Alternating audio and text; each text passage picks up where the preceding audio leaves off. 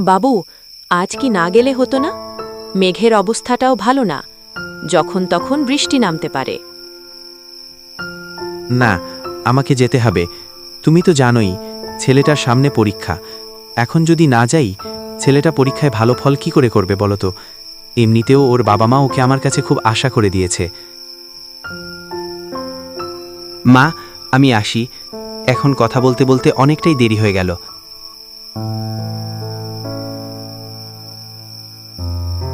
ঠাকুর, আমার ছেলেটাকে একটু দেখো।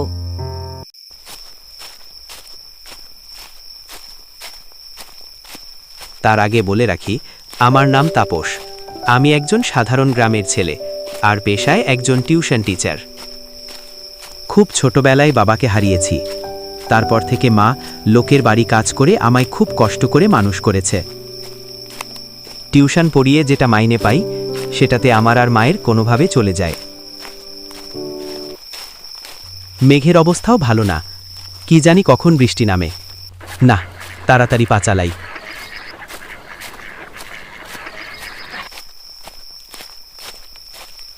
কিছুক্ষণ পর আমি লাড্ডুর বাড়ির সামনে পৌঁছাই। আমি বাড়ির সামনে গিয়ে দেখি বৌদি দরজার সামনে দাঁড়িয়ে আছেন। আসুন স্যার, আসুন। আপনি এই কালবৈশাখীর মধ্যে আসতে গেলেন কেন? কি জানি কখন বৃষ্টি নামে। স্যার, আপনি এই দুর্যোগের মধ্যে এত কষ্ট করে না এলেই পারতেন। লাড্ডুর শিক্ষক হিসেবে আমারও তো কিছু কর্তব্য আছে। সামনে ওর পরীক্ষা। এখন যদি ও পড়া কামাই করে, পরীক্ষাতে ভালো ফল কি করে করবে? এই লাড্ডু, স্যারকে তোর ঘরে নিয়ে যা। স্যারের সব কথা শুনবি কিন্তু।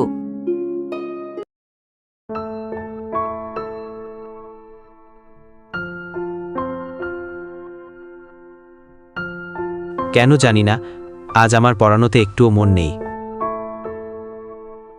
ছেলেটা ছাতা নিয়ে যেতেও ভুলে গেছে। কি জানি কখন বৃষ্টি চলে আসে। ঠাকুর, তুমি আমার ছেলেটাকে দেখো।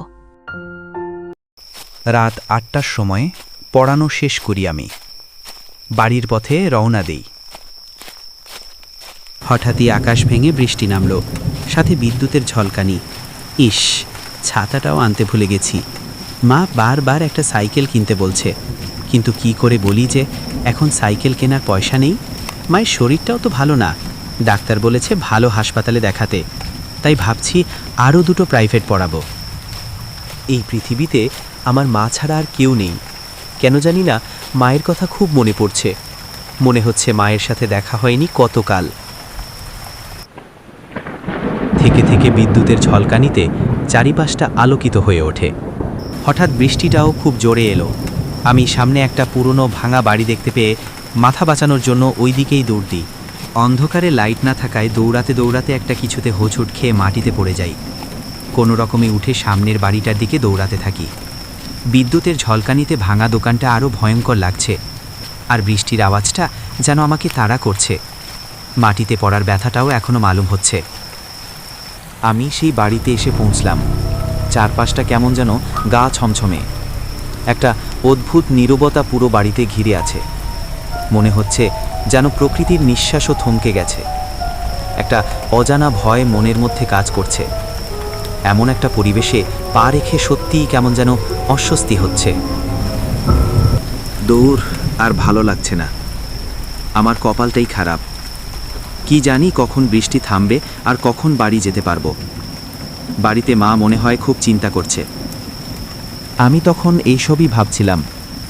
ঠিক এমন সময় বাড়ির ভেতর থেকে ভেসে আসে একটা অচেনা কণ্ঠস্বর। সেই শব্দটা হঠাৎ নীরবতা ভেঙে দেয়। আমি সেই শব্দ শুনে চমকে পেছনে ঘুরে দাঁড়াই। দেখি একজন মাঝবয়সী লোক দাঁড়িয়ে আছেন। প্রথমে আমি অবাক হলেও কেমন যেন একটু সাহস পাই। মনে হয়, যাক, এই দুর্যোগের রাতে কথা বলার মতো কাউকেই তো পাওয়া গেল।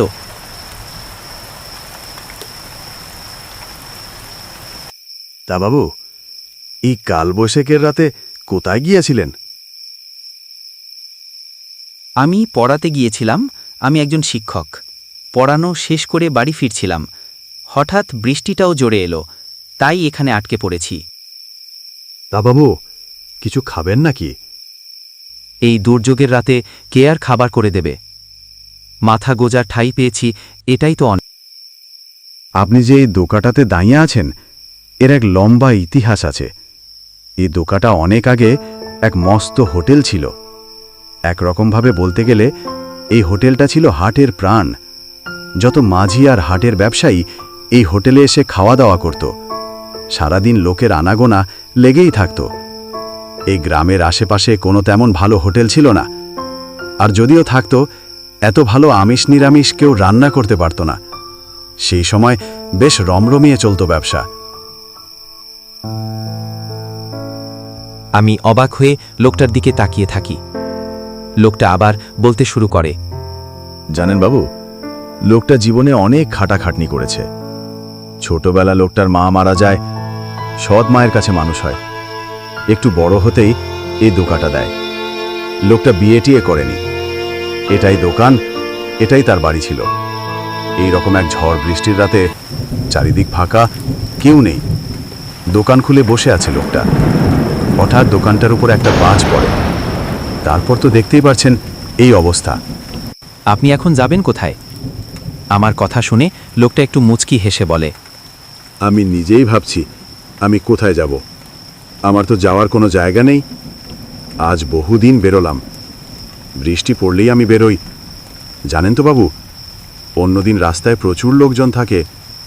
লোকজনের মাঝে আমার কেমন যেন একটা অস্বস্তি হয়। আর বৃষ্টি হলে চারিদিক কত শান্ত, কত নির্জন, কোনো জনমানবের দেখা নেই। শান্তি পাই আমি। হি হি হি।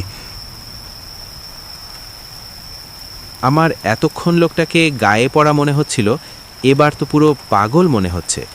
লোকটার কথাতে বিরক্তি বোধ করলেও কিছু করার উপায় নেই। বাইরে বৃষ্টি হয়েই যাচ্ছে।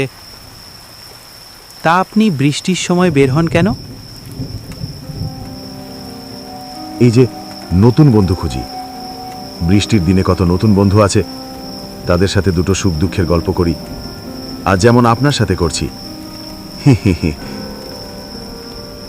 হঠাৎ আমার দৃষ্টি গেল লোকটার দিকে। এ আমি কি দেখছি? লোকটার গায়ে তো কোনো মাংসই নেই, কেবল একটা ভয়ঙ্কর কঙ্কাল। এ কি হচ্ছে? কে আপনি? আমিও তো আপনার মতোই বাবু। একসময় আমি এই হোটেলের মালিক ছিলাম। আজকে আপনাকে যে এতক্ষণ যেগুলো বলছিলাম, এই লোকটা আমি নিজে। অনেকদিন কথাগুলো কাউকে বলা হয়নি, আর সুযোগ পেয়ে আপনাকে বললাম। জানেন, বেশ সুখে কাটছিল আমার দিন। আমার কপালে সুখ আর বেশি দিন সইল না। তারপর থেকে আমি এই ঝড় বাদলের দিনে বেরোই নতুন বন্ধু খুঁজতে। আজ যেমন আপনাকে পেলাম। হি হি হি।